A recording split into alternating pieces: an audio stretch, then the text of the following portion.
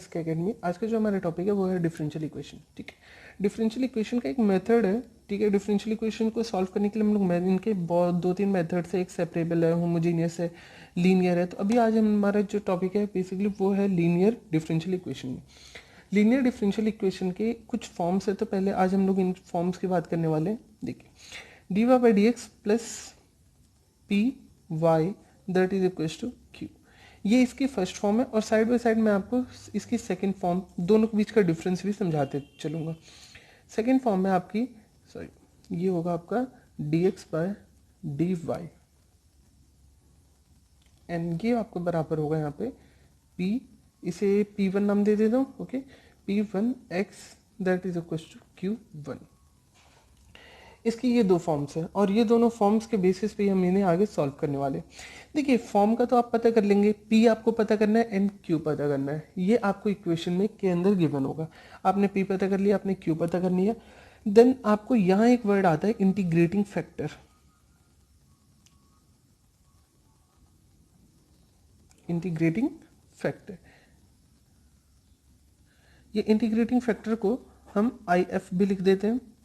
तो IF कैसे calculate होगा? IF देखिए, अगर आपको सबसे पहले तो फॉर्म पहचानना पड़ेगा कि आपकी ये फॉर्म है, अदरवाइज ये फॉर्म है।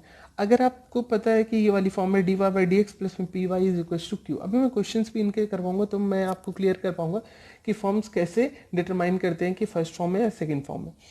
अगर ये फॉर्म आती है तो IF जो होगा वो बराबर होगा e raise to the power integration of p dot D x. ये आपको याद रखना होगा इंटीग्रेटिंग फैक्टर किसके बराबर होता है। अगर सेकेंड केस है तो IF जो होगा यहाँ पे, उस केस में IF बराबर होगा e raise to the power P dot में डी वाई के बराबर होगा। आई होप यहाँ तक क्लियर है। बट ये हमारा सॉल्यूशन नहीं है। कंप्लीट सॉल्यूशन के लिए आपको यहाँ पे एक फॉर्म याद रखना होगा जिसे हम लोग बोलते हैं कंप्लीट सॉल्यूशन। कंप्लीट सॉल्यूशन, तो कंप्लीट सॉल्यूशन देने के लिए आपको देखिए, सबसे पहले मैं यहाँ पे क्लियर कर रहा हूँ। आपने P पता कर रखा है, आपने Q पता कर रखा है, आपने IF सॉल्व कर लिया, P Q एंड IF। तो जो फॉर्म आती है, अगर ये फॉर्म है, इसके लिए कंप्लीट सॉल्यूशन किसके बराबर होगा? वो बराबर होगा y dot IF। IF means integrating factor. Then ये बराबर होगा इंटीग्रेशन ऑफ किसके? Q इंटू में IF डॉट यहाँ dx, देन आगे प्लस c क्या रिप्रेजेंट कर रहा है? कांस्टेंट। ये हमारी इस पहले वाली की फॉर्म आ गई। अगर हम लोग बात करते हैं सेकंड केस में, जो इसका कंप्लीट सॉल्यूशन होगा, तो यहाँ पे कंप्लीट सॉल्यूशन किसके बराबर होगा? Complete solution.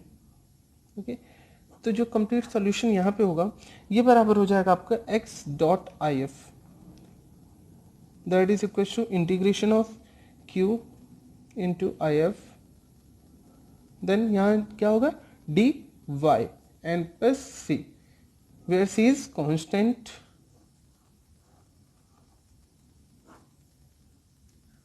आई होप यहाँ तक आपको ये सारी फॉर्म्स, ये देखिए, अब मैं दोबारा से एक बार इसे रिकॉल कर दे रहा हूँ आपको। देखो, डिफरेंशियल इक्वेशन में एक मेथड है जिसे हम लोग बात कर रहे हैं लीनियर डिफरेंशियल इक्वेशन। आज हमारे इसके ऊपर क्वेश्चंस भी होंगे और कुछ ऐसे क्वेश्चंस करवाऊंगा जो कि होंगे इस चैप्टर से काफ़ी इंपॉर्टेंट क्वेश्चंस है।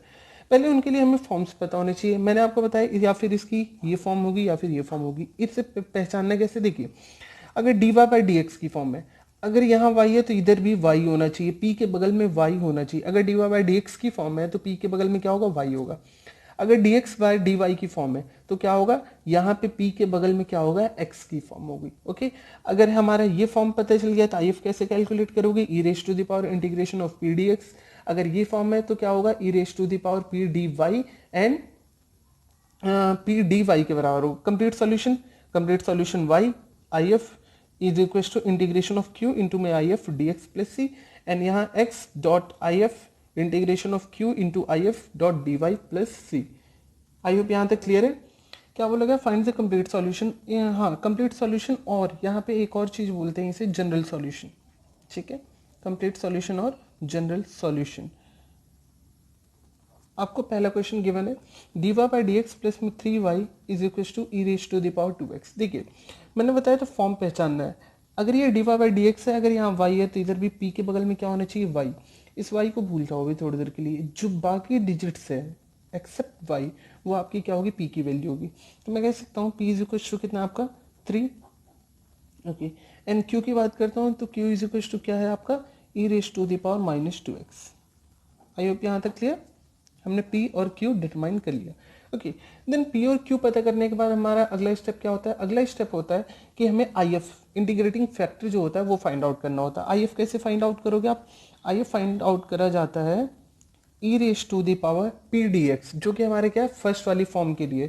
तो E raise to the power आपने क्या लिखा, पी डॉट में D X that is equal to E raise to the power P की वैल्यू आपकी है 3 एंड बगल में डी एक्स। अब आप मुझे बताइए थ्री का इंटीग्रेशन क्या होगा, ऑब्वियस सी बात है, अब एक्स तो क्या हो जाएगा 3x हो जाएगा। मैं कह सकता हूँ जो आई एफ की वैल्यू है वो बराबर है आपके e raise to the power 3x के। ओके, तो मैं इसका अब जब आई एफ सॉल्व हो गया अब मैं बोल सकता हूँ कंप्लीट सॉल्यूशन या फिर general solution. General solution, okay, general solution. General solution के लिए फॉर्म क्या है आपके, पहले फॉर्म लिख लेते हैं। y dot I F is equal to integration of q into I F dot D x and plus c. अब समझिए इसको आगे सॉल्व कैसे करेंगे। y variable, okay, I F की value that is equal to E raise to the power 3x and integration of q की value आपके पास क्या है, e raise to the power minus में 2x, आई एफ क्या है e raise to the power 3x and then dx plus c. Then आगे y dot e raise to the power 3x that is equal to, अगर इसे solve करते हो e raise to the power 2x and e raise to the power 3x, solve करके क्या हो जाएगा आपका e raise to the power x, e raise to the power x and plus c. Okay, integration e raise to the power x का integration, तो y dot e raise to the power 3x that is equal to E raise to the power x plus c. तो ये क्या है इसका, ये complete solution है, ये क्या है इसका कंप्लीट सॉल्यूशन है। ओके, चलिए अब हम लोग इसके सेकंड क्वेश्चन की तरफ बढ़ते हैं, ये हमारा सेकंड क्वेश्चन है। ओके, अब देखिए इस क्वेश्चन में आपको फिर दोबारा से फॉर्म पहचाननी पड़ेगी। फॉर्म, ओके, चलिए फॉर्म कैसे पहचानेंगे। देखिए आपको सबसे पहले D Y by D x given है। Okay, D Y by D x given है तो पी के बगल में वाई होना चाहिए, क्या होना चाहिए, पी के बगल में वाई। तो अभी 2 मिनट के लिए आप इसे समझो, मैं इससे इस फॉर्म में लिख सकता हूँ क्या, d Y by D x plus 1 by x into में y that is equal to x square. अब समझते हैं ये क्या है आपका d Y by D x and ये p की वैल्यू बगल में क्या है y that is equal to q। तो मैं कह सकता हूँ p इज इक्वल टू क्या है आपका 1 बाय एक्स के बराबर है एंड जो q की वैल्यू वो किसके बराबर है आपके एक्स स्क्वायर के बराबर है। क्लियर, आपने p एंड q पता कर लिया। देन p एंड q पता करने के बाद आपको if सॉल्व करना है। तो if कैसे सॉल्व होता है, if सॉल्व होता है e raise to the power p D X. Okay, तो e एंड p की वैल्यू क्या है आपका 1 by X and D X. I hope आपको 1 बाय एक्स का इंटीग्रेशन तो पता ही होगा, that is equal to log X. तो e raise to the power क्या हो जाएगा आपका ये लॉग एक्स। ओके, देन यहाँ पे एक प्रॉपर्टी काम करती है कि अगर e की पावर लॉग x है तो उसकी वैल्यू जो होती है x के बराबर होती है। e raise to the power अगर log x स्क्वायर है तो वो क्या हो जाएगा x स्क्वायर के बराबर हो जाता है। Similarly e raise to the power log है वो किसके बराबर 1, तो सिंपली मैं इसका जो if है वो किसके बराबर आ गया आपका if x के बराबर आ गया। ओके, देन अभी इसको छोड़ते हैं, अभी हम लोग आते हैं जनरल सॉल्यूशन के ऊपर, कंप्लीट सॉल्यूशन और जनरल सॉल्यूशन के ऊपर, क्योंकि हमारे पास if आ चुका है, हमारे पास p आ चुका है, हमारे पास q आ चुका है। if कैसे निकालोगे, if के लिए आप पहले फॉर्म लिखो, तो y डॉट में क्या है आपका if है that is equal to integration of q into में क्या है if है एंड बगल में क्या है आपके dx then plus c।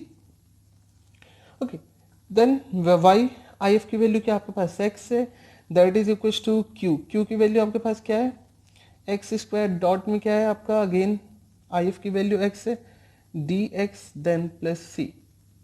Clear हो रहा है, एंड ये क्या हो जाएगा आप इसे yx से रहने देते हैं, ये क्या हो जाएगा आपका X cube dot D x plus C and X cube का इंटीग्रेशन अगर आप इसे सॉल्व करते हो तो Y X that is equal to X की power 4 by 4n plus C. ठीक है, यहाँ पे आप इसे छोड़ सकते हो। बट अगर ये फॉर्म नहीं, अगर बुक में काफ़ी बार आपको ये आपका आंसर आ चुका है फिलहाल, बट काफ़ी बुक्स में ये फॉर्म नहीं लिखी रहती है। ये फॉर्म क्या करना है, अगर इसे चेंज करना है तो आपको क्या करना है, सिर्फ y की फॉर्म में।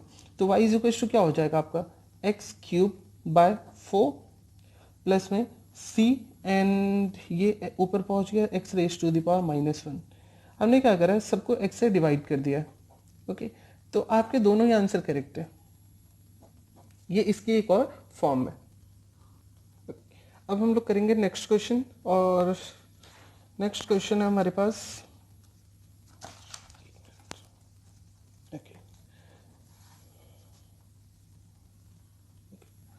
चलिए नेक्स्ट क्वेश्चन आपको गिवन है। ये फॉर्म स्टैंडर्ड फॉर्म में नहीं है, आपको स्टैंडर्ड फॉर्म में लेके आना और पता भी करना है कि ये कौन सी फॉर्म है, फर्स्ट फॉर्म है या सेकंड फॉर्म है।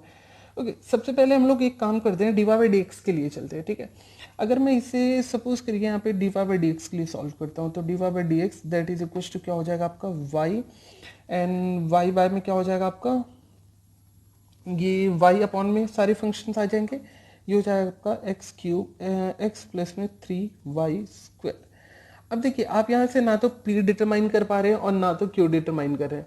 सिंपली अगर आप ये कहना चाहते हैं कि अगर p की वैल्यू मैं फाइंड आउट कर सकता हूँ dy बाय डी एक्स, इसे 1 अपॉन में x प्लस में 3y स्क्वायर एंड इंटू में y, तो मैं आपको पहले एक चीज क्लियर कर देता हूँ, जो अगर p की होगी, p की वैल्यू जो होगी वो सिर्फ और सिर्फ x की फॉर्म में हो सकती है।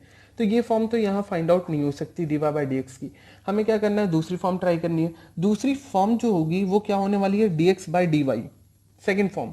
तो अभी क्या करते हैं, सबसे पहले D Y by D x.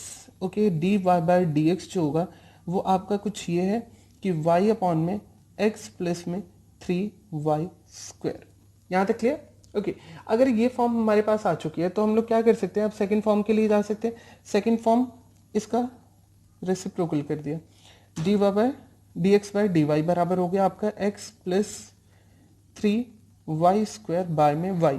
अब देखिए, अब जब डिनोमिनेटर में हमारे एडिशन नंबर थे तो प्लस के नंबर्स थे, इन्हें स्प्लिट नहीं कर सकते, बट यहाँ पे हम लोग इनको क्या कर सकते हैं, स्प्लिट कर सकते हैं। ये हो गया आपका D x by D y, जो कि बराबर हो जाएगा x अपॉन में y, एंड देन प्लस में क्या हो जाएगा 3y स्क्वायर बाय y। अगर आप इसे अब सॉल्व करते हो, अब देखिए फॉर्म आपको पता करनी है, तो जो हमारे पास फॉर्म हुआ करती थी वो ये थी d x by D y, plus या माइनस, यहाँ ऑब्वियस सी बात है कुछ भी हो सकता है, मैं अभी प्लस के लिए लेके चल रहा हूँ। ये क्या हो जाएगा 1 अपॉन में y, सिंपली अगर इसे p मानो, चलिए p, ये p x is equal to q.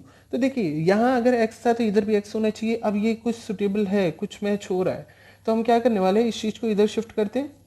तो d x by D y जो है दैट मीन्स ये हो जाएगा आपका 1 अपॉन में y दैट x, एंड ये आपको बराबर हो जाएगा 3y के बराबर। अब मैच करते हैं पूरी फॉर्म, क्या मैच हो रही है, हाँ लगभग लगभग पूरी मैच हो रही है। ये p है और ये q है, तो आपने p की वैल्यू डिटरमाइन कर लिया। p की वैल्यू आपकी क्या है, जो p की वैल्यू आई आपके पास माइनस का 1 बाय वाई आया है। ओके, p की वैल्यू माइनस का 1 बाय वाई, एंड बात कर लेते हैं q की वैल्यू, तो जो है आपका 3y के बराबर। ओके, अब ये सेकंड फॉर्म है, तो यहाँ पे इसका इंटीग्रेटिंग फैक्टर जो होगा वो भी चेंज है। आई एफ किसके बराबर होगा, आई एफ यहाँ जो बराबर होगा आपका e raise to the power integration of p dot में डी वाई, समझो इसे e, एंड p की वैल्यू आपकी क्या है, integration of -1 by y and d y. अब मुझे बताइए -1 बाई इसका इंटीग्रेशन क्या होगा, माइनस को बाहर रखिए, 1 बाई का 1 बाय वाई का क्या हो जाएगा, लॉग वाई हो जाएगा। E raise to the power minus में क्या हो जाएगा, लॉग वाई हो जाएगा। क्लियर है? अच्छा, अब इस नेगेटिव को खत्म करना है, तो नेगेटिव को खत्म करना है, ई रेज टू द पावर एक काम करिए, आप लॉग 1 बाय वाई कर दीजिए।